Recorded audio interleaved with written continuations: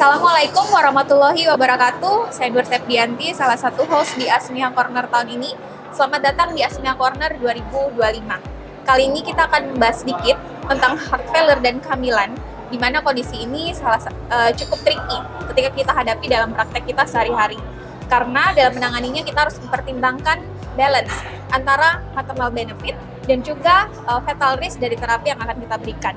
Nah, untuk membahas topik tersebut, kali ini sudah hadir bersama kita salah satu expert di bidang heart failure, yaitu Dr. Elkana Nauli, spesialis jantung pembuluh darah konsultan. Selamat siang, Dok. Siang, Dok. Terima kasih sudah bersedia menjadi narasumber dalam Asmia Corner kali ini.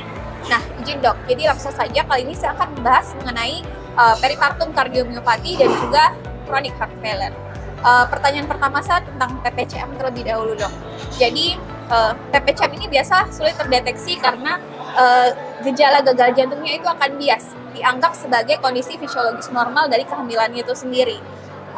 Sehingga pasien sering terlambat terdiagnosis, kemudian akan menimbulkan komplikasi yang sebenarnya bisa kita cegah. Mungkin ada pendapat dari dokter bagaimana sih kiatnya supaya kita bisa mendeteksi dini kondisi PPCM ini, Dok? Ya. Jadi dokter Ati, PPCM memang agak sulit dibedakan kalau kita hanya berkaca dari gejala. Tapi sesungguhnya pasti ada perbedaan dalam hal apa yang pasien rasakan. Gejala yang terkait dengan kehamilan tentunya tidak akan seberat apa yang dirasakan oleh pasien PPCM. Dan yang kedua adalah kita perlu menggali kembali untuk pasien itu, adakah faktor risiko dia untuk developing PPCM. Yang paling banyak kalau kita lihat dari data itu asalnya dari hipertensi disorder in pregnancy yang kemudian dia berkembang menjadi PPCM.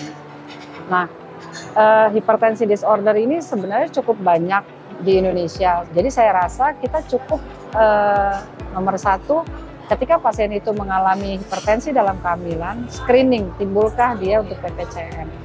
Tetapi ada sisanya 30% lagi dia tidak memiliki riwayat hipertensi sebelumnya, tapi dia sudah kemudian develop aja tahu-tahu dengan PPCM. Nah, hati-hati pada kasus yang ini. Karena biasanya yang develop PPCM tanpa ada kausa yang jelas sebelumnya, pertama, mungkin dia ada kecenderungan untuk masalah genetik, yang genetic mutationnya itu atau penetrance-nya itu diperberat dengan kondisi pregnancy-nya. Itu ada. Makanya kalau kita lihat dari perkembangan guideline tahun ke tahun, untuk yang terakhir ini genetic testing itu sudah masuk ke dalam salah satu protokol dari kita bukan men-screening sebenarnya, menstratifikasi risiko pasien dengan PPCM, apakah dia kemudian boleh hamil lagi berikutnya atau tidak. Jadi keywordnya di situ ya, stratifikasi risiko. Ya, tapi ingat kalau kita ragu-ragu, misalnya diagnosisnya mirip, saya ragu-ragu nih, kerjakanlah pemeriksaan standar yang bisa kita kerjakan, misalnya echo atau dengan ronsen. Nah, kadang-kadang ronsen itu bisa terbaca, Dok, adakah gambaran kongesti di situ, adakah jantungnya yang sudah besar. Atau satu lagi, kita tidak sanggup mendiagnosis itu, kita pengen yang lebih objektif. Lakukan pemeriksaan seperti NT-proBNP atau biomarker itu. Itu bisa mengekspor dan ternyata kadarnya pada pregnancy itu sudah ada, sama dengan level orang yang non-pregnant. Berarti sebenarnya dari pemeriksaan yang mungkin kalau di daerah-daerah pun itu sudah ada ya? Sudah bisa dikerjakan. Ronsen bisa kan? Bisa, Dok. Iya. Baik, Dok. Kemudian mungkin pertanyaan selanjutnya nih, untuk tata laksana PPCM itu sendiri.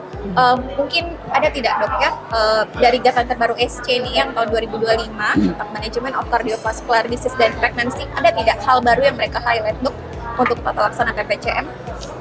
Untuk treatment heart failure sendiri itu sama. Tetapi kita perlu perhatikan, kalau dulu breastfeeding itu menjadi satu masalah ketika kita memberikan obat golongan tertentu karena takut dia memiliki efek pada waktu dia breastfeeding ke bayinya. Tapi kalau obat-obat pengobatan dia sebelum partus itu sama saja kalau kita lihat.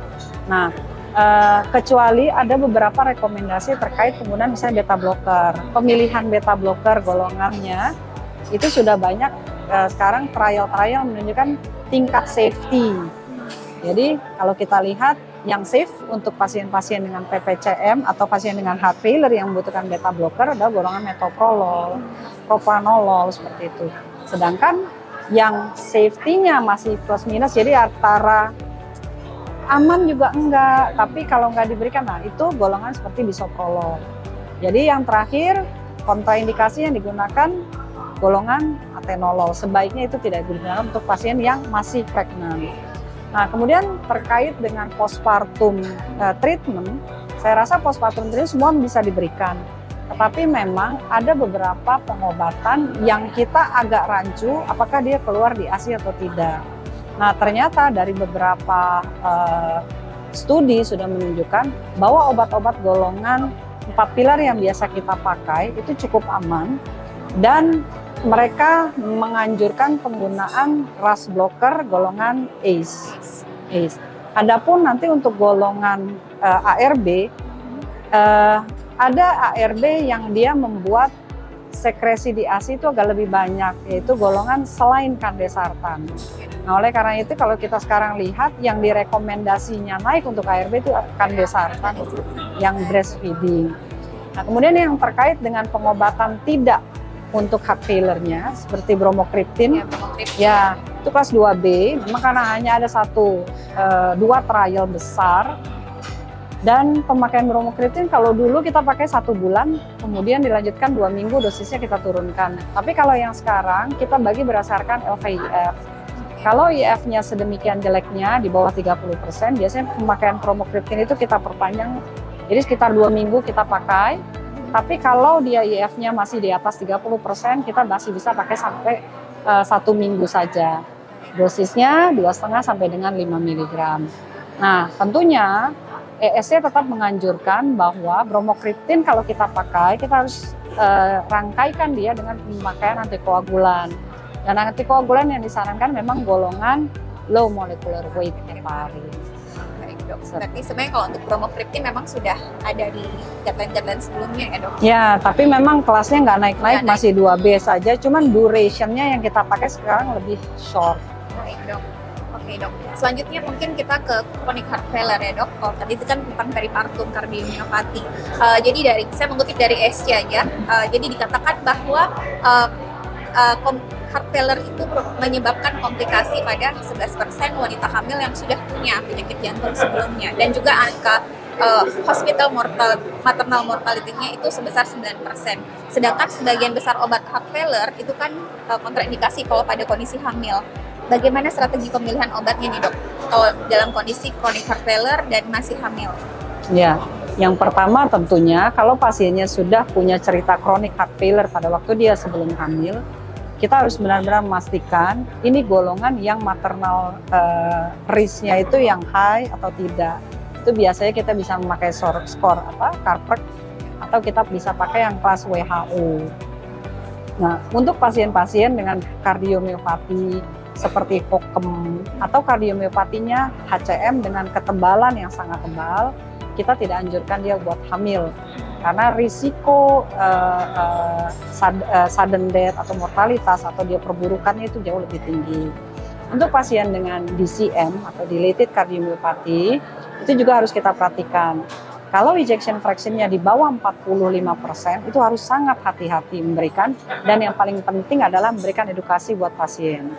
Ketika kita memberikan keputusan bahwa dia boleh hamil, maka ada konsekuensinya, yaitu bagaimana kita melakukan observasi yang ketat, monitoring yang ketat, dan memberitahu pasien bahwa kalau dia terjadi perburukan, maka keputusan kita adalah melakukan terminasi. Dan pasien harus siap dengan itu. Nah, sekarang pengobatan tentunya susah kalau begini.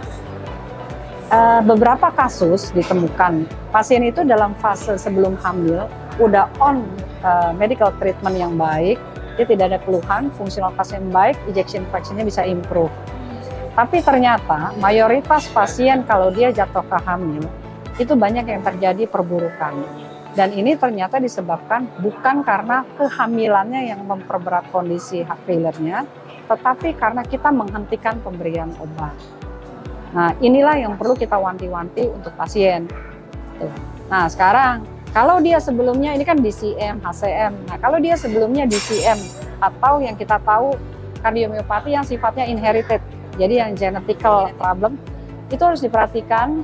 Ada beberapa laporan kasus yang ternyata pregnancy dengan perubahan hormonal itu bisa merubah sifat dari kardiomiopati dia.